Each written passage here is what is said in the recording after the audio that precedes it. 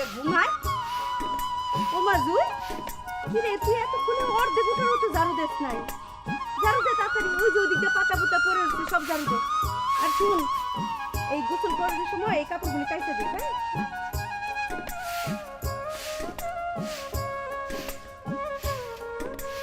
কষ্ট হলে দে, আমার কাছে দে, আমি ঝাড়ু দিই। হ্যাঁ? ছেলের পক্ষ রওনা দিছে, এখনই আইসা পড়বো। আমার ফোন দিছিল। রওনা দিলেই কি পৌঁছাতে পৌঁছাতে বিকাল হইব? ওরা গাড়ি নিয়ে আইতাছে, দেরি হইব না। গাড়ি? নিজস্ব গাড়ি? হ, নিজস্ব গাড়ি। ছেলের সাথে ওর দুই বোন আর এক ভাই আইতাছে। ও আচ্ছা, কোনো অসুবিধা নেই।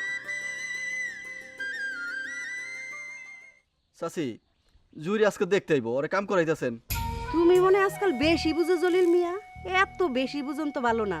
আমার বড় মাইয়ারে যেদিন বিয়া দিছি, সমস্ত ঘর বাড়ি উঠান লেপা তারপর শ্বশুর বাড়িতে গেছে। ঠিক আছে, আমি বেশি বুঝলাম না। তো আমি রাস্তায় গিয়ে দেখি গাড়ি আইতাছে কিনা। হ যাও, ওইটাই তোমার কাম, যাও।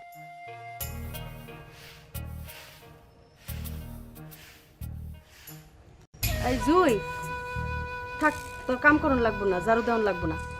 তুই যা গোসল কইরা তুই এর এনে। আর রিমা, রিমা এদিকে আয় তো, শুন।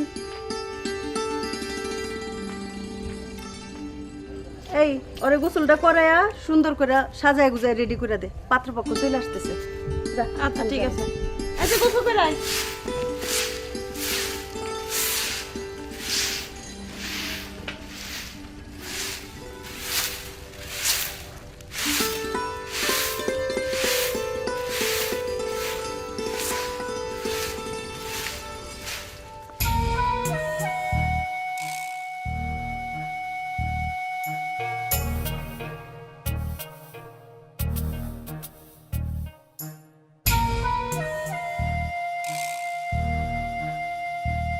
থাক থাক, উঠুন লাগবো না, তুমি শুয়ে থাকো।